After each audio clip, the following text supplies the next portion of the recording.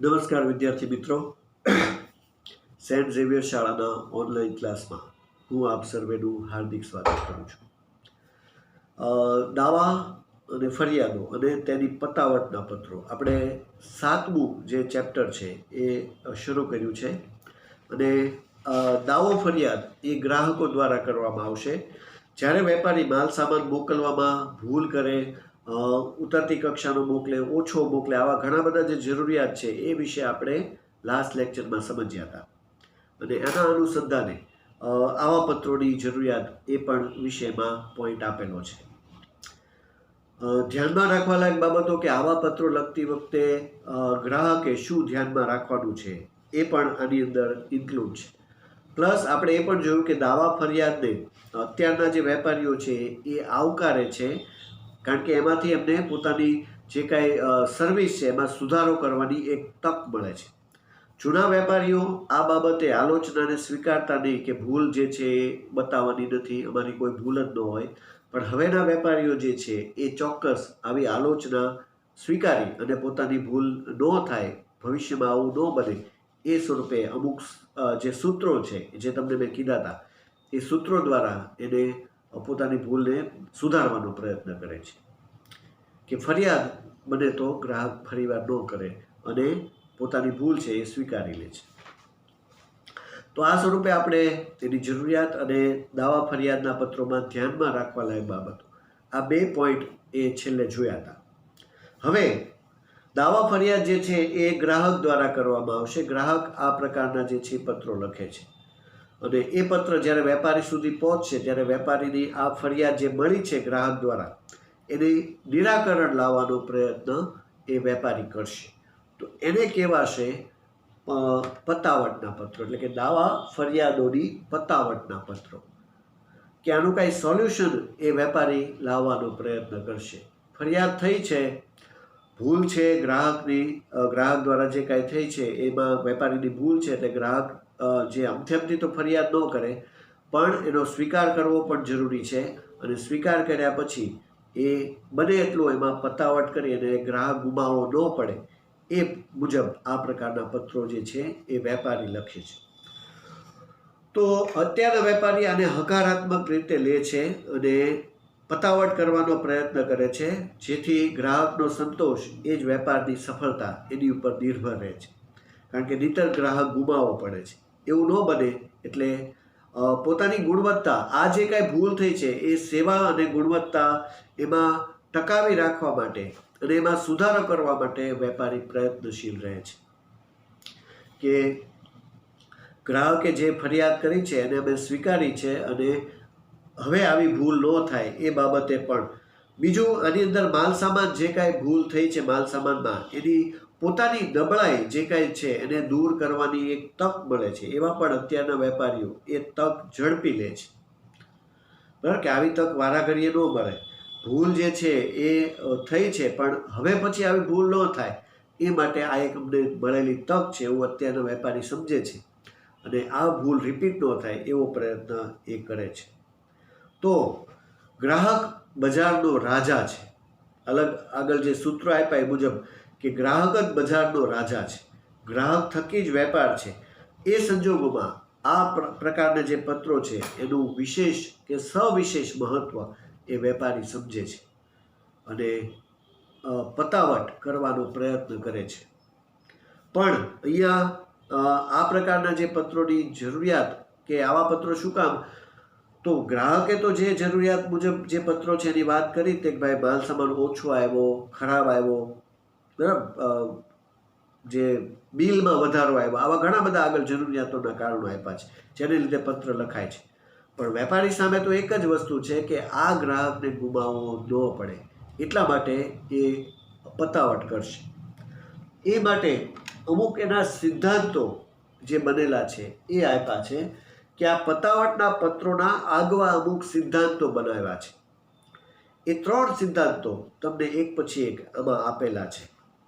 જે સ્વરૂપે આ સિદ્ધાંતો છે, જેમાં જે સિદ્ધાંતો આપ્યા છે એમાં પહેલો છે કે ગ્રાહક હંમેશા સાચો હોય છે. અત્યારના વેપારી એવું માને છે કે કોઈ પણ રીતે ગ્રાહક કારણ વગર જે છે એ ફરિયાદ કરે નહીં. બરાબર, એમની પાસે પૂરતા કારણ છે અને પૂરતા કારણ વગર કોઈ ગ્રાહક કારણ વગરની ફરિયાદ ન કરે એટલે વેપારીઓ એવું સ્વીકારે છે કે દાવો યોગ્ય જ છે અને એની સામે વળતર તો આપવું જ જોઈએ. બરાબર, આ મોટા વેપારીઓ જે છે એ આ આખી જે સિદ્ધાંત કીધો કે ગ્રાહક હંમેશા સાચો છે એને અનુસરતા હોય છે. જો આમાં વેપારીમાં પણ જે કહી શકાય કે સિદ્ધાંતોમાં મતભેદ છે. મોટા વેપારીઓ અને સારા વેપારીઓ છે એ એવું સમજે છે અને એવું સ્વીકારે છે કે ગ્રાહક કારણ વગર ફરિયાદ ન કરે, ગ્રાહક સાચો હોય એટલે યોગ્ય કારણથી જ એને ફરિયાદ કરી છે એટલે વળતર તો આપવું જ જોઈએ. તો જે એસ્ટાબ્લિશ છે, જે વેપારીઓ પહેલેથી ઘણા વર્ષોથી વેપાર કરે છે અને મોટા વેપારીઓ બની ચૂક્યા છે, એ તો પોતાના દાવા જે ફરિયાદ સામે આવી છે એને સ્વીકારીને તરત એનું વળતર આપવા માટે રાજી થઈ જાય છે. તો એટલા માટે એ લોકો હંમેશા ગ્રાહક સાચો છે એવું માનીને આ વળતર ચૂકવી જ દે છે. આ મોટા વેપારીઓ આ ખાસ અનુસરે છે આ પહેલા સિદ્ધાંતને. બરાબર, પછી એ સિવાયના જે વેપારીઓ છે એ શું વિચારે છે એ માટે બીજો એક સિદ્ધાંત છે કે યોગ્યતા અને વ્યાજબીપણું તપાસી અને પછી જ પતાવટ કરવી. વેપારી વર્ગમાં એક વર્ગ એવો છે, એક વર્ગ જો પહેલો કીધું કે ગ્રાહક સાચો છે અને ફરિયાદ કરી છે એટલે વળતર આપી દો, બીજું કાંઈ જોવાનું નથી. પણ એક વર્ગ વેપારીનો એવો છે કે જે એવું વિચારે છે કે ગ્રાહક સાચો છે, ફરિયાદ થઈ છે, પણ એની યોગ્યતા કેટલી, વ્યાજબીપણું કેટલું એ તપાસો, ચેક કરો અને પછી વળતર આપો. આ બીજો સિદ્ધાંત છે. તો આમાં શું કીધું છે કે ફરિયાદના બધા જ કારણો જે છે એનો નિવારણનો નિર્ણય લેતા પહેલાં આ ફરિયાદ કેટલી યોગ્ય છે, કે દાવો કેટલો વ્યાજબી છે એની તપાસ કરી અને પછી જ એની પતાવટ માન્ય રાખે છે. બરાબર, પહેલાંમાં તો ગ્રાહક જે મોટા વેપારી છે એવું નથી વિચારતા કે આમાં ફરિયાદ થઈ છે શું ભૂલ છે, એ તો વળતર આપી જ દે છે. પણ એક વર્ગ એવો છે વેપારીઓનો કે જે પહેલાં આ ફરિયાદનું વ્યાજબીપણું, ઘણીવાર એવું છે કે કોઈ ગ્રાહક ખોટું ફરિયાદ પણ કરતા હોય છે, એવું એમને લાગતું હોય તો એ લોકો પહેલાં એની યોગ્યતા તપાસે છે, વ્યાજબીપણું તપાસે છે અને પછી જે દાવો કર્યો છે, જેટલું વળતર માંગ્યું છે એ બરાબર છે કે નહીં, કે ઓછું આપી શકાય, એ બધું વિચારી અને પછી આ પ્રકારનું જે છે એ નિર્ણય લે છે. તો આવા વેપારીઓને સમજુ વેપારી કહેવાશે.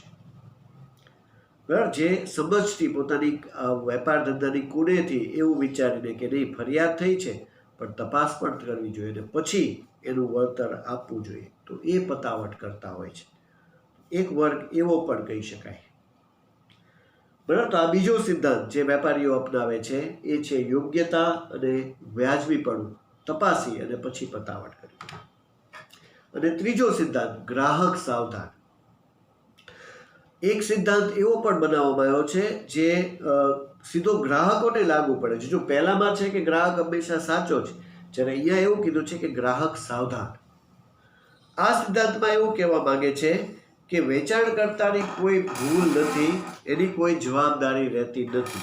કારણ કે જે માલ સામાન આપવામાં આવ્યો છે એમાં ગ્રાહકોને એવું કહેવામાં આવે છે કે તમે પૂરેપૂરો માલ સામાન વ્યવસ્થિત તપાસી લ્યો, પછી કોઈ ભૂલ રહેશે તો એની જવાબદારી અમારી નહીં રહે. એવું એક વેપારી વર્ગ પણ એક વર્ગ પડે છે કે જે માત્ર એવું વિચારે છે કે અમે તો ગ્રાહકને પહેલેથી કીધું, જો બધો જે માલ સામાન અમારી પાસે હતો, જે એમને ખરીદવો હતો એ બધો બતાવી દીધો, હવે પછી જો કોઈ ફરિયાદ કરે છે તો એ અમે સ્વીકારશું નહીં. તો આવો એક સિદ્ધાંત કે નિર્ણય માલ સામાનનો લેવાનો નિર્ણય લેતા પહેલાં ગ્રાહક જ પૂરેપૂરી સાવધાની રાખીને માલ સામાન તપાસી લે, પછી જો કોઈ ફરિયાદ આવશે તો વેપારી વર્ગ આમાં કાંઈ સાંભળશે નહીં. બરાબર, તો આવો સિદ્ધાંત એ પણ એક છે કે ગ્રાહક સાવધાન. બરાબર, ગ્રાહકે પોતે સાવધાનીથી જ ખરીદી કરવી જોઈએ, કારણ કે આ વેપારી એ પછીથી કોઈ પતાવટ કરશે નહીં, કાંઈ વસ્તુ સાંભળવામાં આવશે નહીં. તો એવું પણ કહી શકાય કે આ પ્રકારની જે નીતિ છે, જે કેટલાક વેપારીઓ પેઢીઓ અપનાવે છે, એ વેપાર ધંધા માટે આ નીતિ, જેમાં ગ્રાહકને જ ઉપર બધું ઢોળી દેવામાં આવે છે, એ ખતરારૂપ છે. કારણ કે વેપાર ધંધો આવી નીતિથી ટકી શકે નહીં.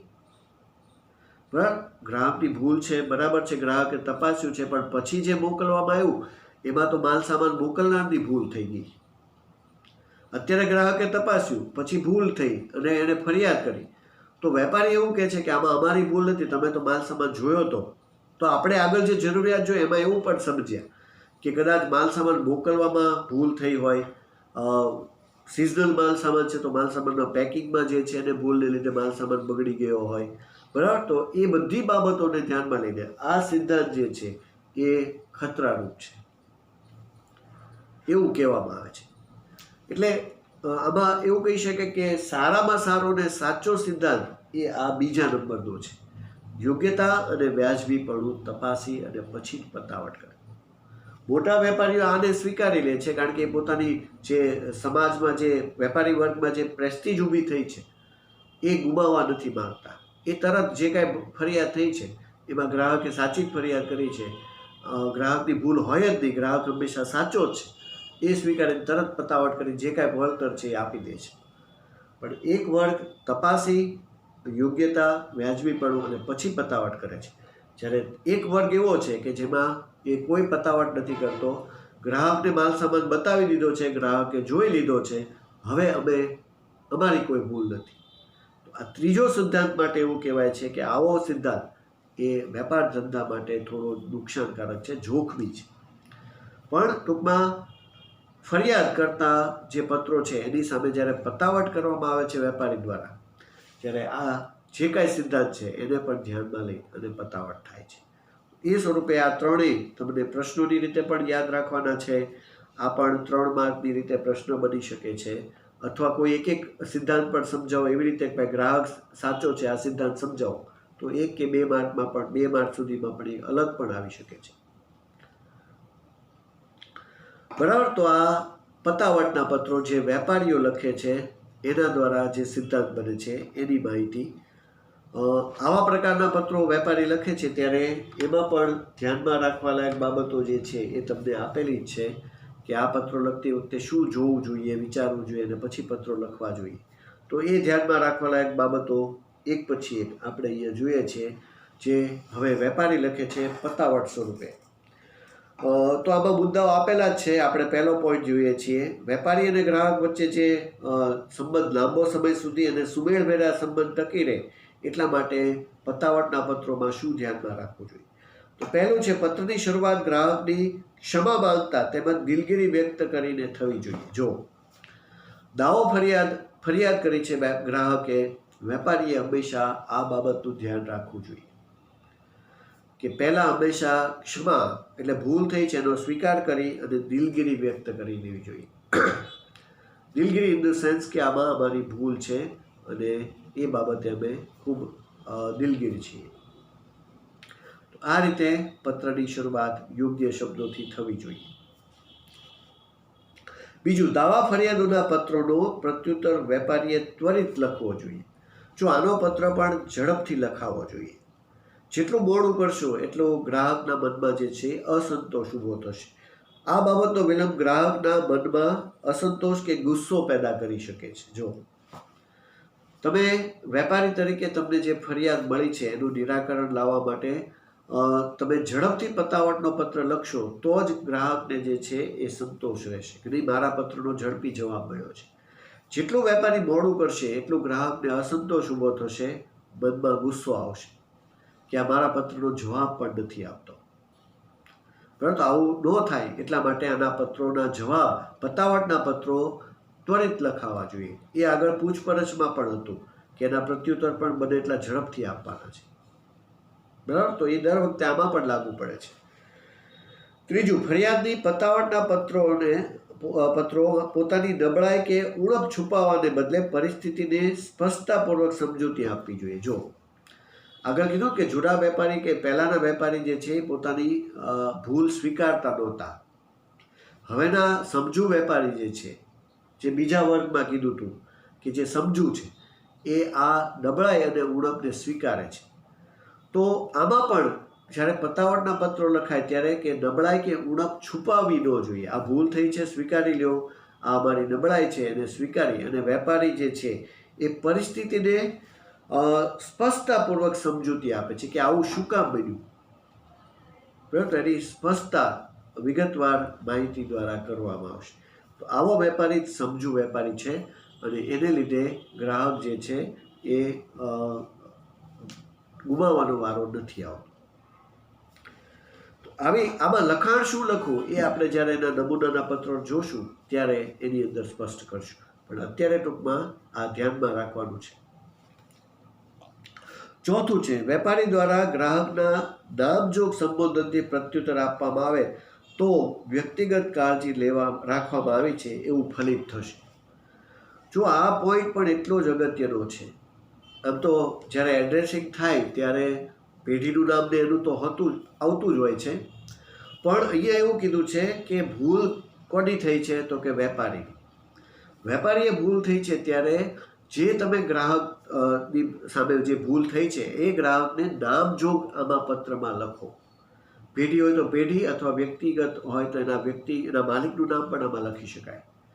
વ્યક્તિગત નામનો મોટો ફાયદો છે વિદ્યાર્થી મિત્રો કે જ્યારે તમે કોઈ વ્યક્તિને એના નામથી વારાઘડીએ બોલાવો ત્યારે તમે એની વ્યક્તિગત કાળજી લ્યો છો એવું એને જ લાગશે, બરાબર. આ ખાસ જરૂરી છે કે તમે કોઈ 3 જણા કે 4 જણા ઊભા છો, બરાબર, ને વાતચીત કરી રહ્યા છો અને એ વાતચીતમાં તમે કોઈ એક એવો વ્યક્તિ છે જેને નામથી બોલાવો છો અથવા દરેક વ્યક્તિને નામથી બોલાવો છો, તો એની વ્યક્તિગત કાળજી લેવામાં આવી રહી છે એવું એને ફલિત થાય છે. ફલિત એટલે એને લાગશે કે નહીં, જો મારા ઉપર કેટલું એટેન્શન આપે છે, બરાબર. દાખલા તરીકે કોઈ વ્યક્તિનું નામ મહેશભાઈ છે તો તમે એને વારાઘડે કહેશો જો મહેશભાઈ આ બરાબર છે ને, મહેશભાઈ આ રીતે, તો એને એમ લાગશે કે જો મને કેટલું ઇમ્પોર્ટન્સ આપે છે. આ એક હ્યુમન સાયકોલોજી કહી શકાય. તો એને ધ્યાનમાં લઈને વારાઘડી એનું નામ લેવાથી, પત્રમાં પણ એનું નામ લખવાથી એને કાળજી લીધી છે એવો એને અનુભવ થશે અને એને ગમશે. તો આ વસ્તુને માર્કેટિંગના આઈડિયાની રીતે તમારે ખાસ યાદ રાખવાની છે કે જ્યારે તમે 4 જણા વચ્ચે ઊભા હોય ને કોઈને એની અગત્યતા કરવા માગતા હોય તો એનો નામથી બોલાવો કે નહીં, એની અગત્યતા એને સમજાય, તો એને એવું લાગશે કે નહીં જો મને કેટલું મહત્ત્વ આપે છે, બરાબર. આ વસ્તુ આમાં ખાસ યાદ રાખવાની છે. 5મું, ગ્રાહકને પડેલી મુશ્કેલીનું ભવિષ્યમાં પુનરાવર્તન નહીં થાય તે માટે જરૂરી બધા જ પગલાં લીધા છે તેવી ખાતરી આપવી જોઈએ, બરાબર. ભૂલ થઈ છે પણ ફરીવાર આ જે કાંઈ ભૂલ થઈ છે એનું પુનરાવર્તન એટલે ભવિષ્યમાં આવું નહીં બને એની માટે બધા જ પગલાં આ વેપારીએ લીધા છે એ ખાતરી સાથે કહેવું જોઈએ કે નહીં હવે આવી ભૂલ ક્યારેય નહીં થાય. પુનરાવર્તન એટલે આવું રિપીટ નહીં થાય, બરાબર. તો એ માટે શું કરવું જોઈએ એના વેપારીએ પૂરેપૂરી તકેદારી લઈને પગલાં લીધા છે એવી વાત આ પત્રમાં ખાસ ખાતરી સાથે આપવી જોઈએ. તો એનાથી ગ્રાહકને પણ વિશ્વાસ આવશે કે નહીં એકવાર ભૂલ થઈ છે પણ ભવિષ્યમાં આ ભૂલ આવી ક્યારે નહીં કરે. તો એ માટે પણ વ્યવસ્થિત શબ્દોમાં આપણી જે લીધેલા પગલાં છે એની વાત લખી શકાશે. 6, દાવા ફરિયાદના પત્રોમાં ગ્રાહકે વેઠેલી નુકસાની અંગેના વળતર અને તે સંબંધિત ચૂકવણીની સ્પષ્ટતા આ પત્રમાં કરવી જોઈએ. જો આ બહુ અગત્યનું છે કારણ કે પતાવટ એટલે શું, તમે માત્ર માફી માંગી લો કે આવી ભૂલ હવે નહીં થાય, ભવિષ્યમાં અમે બહુ પગલાં લીધા છે આવું નહીં થાય, તો એટલાથી ગ્રાહકને સંતોષ નથી થતો.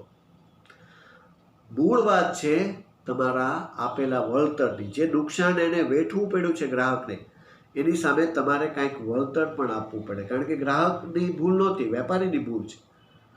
તો નુકસાન કોને ગયું, ગ્રાહકને.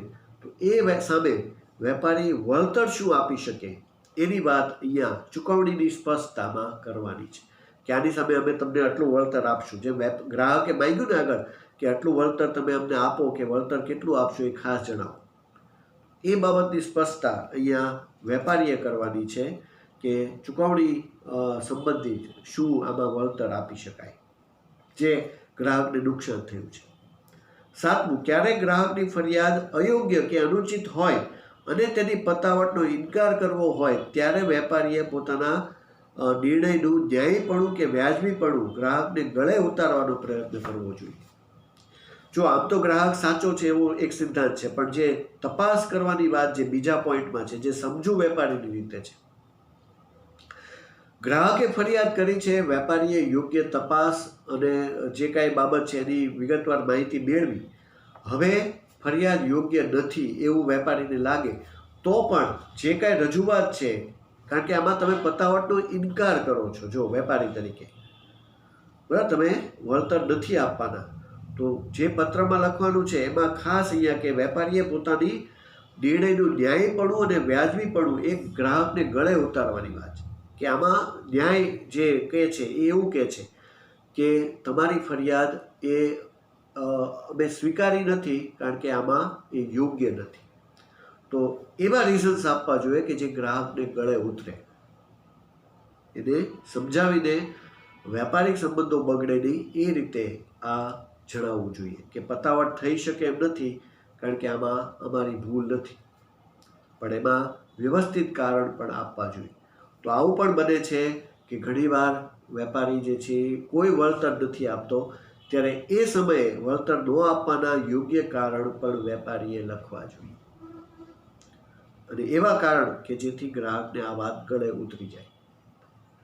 બરાબર, તો એ માટે તપાસ થવી જોઈએ, વ્યાજબીપણું હોવું જોઈએ. આ માટે એ સિદ્ધાંતો જે આગળ કીધા ને 3 સિદ્ધાંતો, એ જ અહીંયા આપેલા છે કે આમાં એને 3 ભાગમાં વહેંચી શકાય. પહેલું, ગ્રાહક સાચો હોય એમ માની દાવા ફરિયાદનો સ્વીકાર. એક વેપારી એવું કહે છે કે દાવો ફરિયાદ યોગ્ય જ છે, સ્વીકારી છે, ગ્રાહક સાચો જ છે, એટલે એ સ્વીકાર કરીને વળતર આપી છે. બરાબર. બીજું, ફરિયાદ બનાવની હકીકત જે વ્યાજબી અને ન્યાયી હોય તો વળતર આપવું, જે બીજા સિદ્ધાંતમાં છે કે વ્યાજબી છે, જે કાંઈ ફરિયાદ થઈ છે અને અમે તપાસ કરી છે, પતાવટ માટે આટલું વળતર અમે આપી શકીએ એમ છીએ. બરાબર, તો એ જે ઉપરના સિદ્ધાંત છે એ જ છે. અને ત્રીજું, ફરિયાદને કોઈ દાદ આપવી નહીં, ન આપવી. દાદ એટલે કાંઈ વળતર, કાંઈ જવાબ જ ન આપવો. એ ત્રીજું હતું કે ગ્રાહક સાવધાન. બરાબર, આ 3 સિદ્ધાંતને અહીંયા ફરીવાર લીધેલા છે કે પતાવટ કરવી હોય તો ગ્રાહકને જે કાંઈ ફરિયાદ થઈ છે ગ્રાહક દ્વારા એને તપાસી અને પછી યોગ્ય જેટલું વળતર આપી શકાય એટલું જ આપવું. જ્યારે એક વેપારી વર્ગ એવો છે કે જે ગ્રાહક સાચો છે અને જે વળતર માગે છે એટલું આપી દે છે. બરાબર, જ્યારે એક વેપારી વર્ગ એવો છે કે જે કોઈ દાદ આપતો નથી, એટલે સામે કોઈ વળતર કે કોઈ વસ્તુ સ્વીકારતો નથી. આ 3 સિદ્ધાંતોને અહીંયા ફરીવાર એ 3 ભાગમાં વહેંચીને આપેલા છે. આ રીતે આ ધ્યાનમાં રાખવા લાયક બાબતો કે પતાવટ કરવી હોય જ્યારે વેપારી દ્વારા, ત્યારે આ 3 સિદ્ધાંતોને સમજી અને વળતરમાં શું આપી શકાય, અથવા તો સ્વીકાર ન કરવો હોય પતાવટનો તો પણ તપાસ કરીને પછી જવાબ લખવો એ જરૂરી છે. તો આ પણ ધ્યાનમાં રાખવા લાયક બાબતો. મોટા પ્રશ્નની રીતે 3 અને 4 માર્કમાં તમારે યાદ રાખવાની છે. આમાં 2 પોઈન્ટ ફરીવાર કે દાવો ફરિયાદ એ હંમેશા એ ગ્રાહક જ કરે છે અને એની પતાવટના પત્રો હંમેશા વેપારી જ લખે છે. એટલે આમાં એડ્રેસિંગમાં આપણે બહુ સરળતાથી સમજી શકીએ. બરાબર, આ થિયરિકલ પાર્ટ આ પ્રકારના પત્રનો જે છે એ પૂરો થયો છે આ ચેપ્ટરનો. હવે આમાં નમૂનાના પત્રો જે છે એ બાકી રહે છે, તો એ આપણે નેક્સ્ટ લેક્ચરમાં સમજશું. પણ તમારે આગળ જે આ ચેપ્ટર આપણે જે કન્ટિન્યુ છે એમાં દાવા ફરિયાદની જરૂરિયાત અને એમાં જે ધ્યાનમાં રાખવા લાયક બાબતો ફરિયાદમાં ધ્યાનમાં એ જે આપણે પૂરું કર્યું હતું એટલું તમારે એકવાર લખવાનું રહેશે અને હોમવર્કમાં બતાવવાનું રહેશે. બરાબર, તો આ આજનું લેક્ચર અહીંયા પૂર્ણ થાય છે. આ તમારું હોમવર્ક છે. નવા લેક્ચરમાં આપણે આના નમૂનાના પત્રો અને એમાં આવતી જે વિગતવાર માહિતી છે એનાથી પરિચિત થશું. ત્યાં સુધી સર્વેને નમસ્કાર.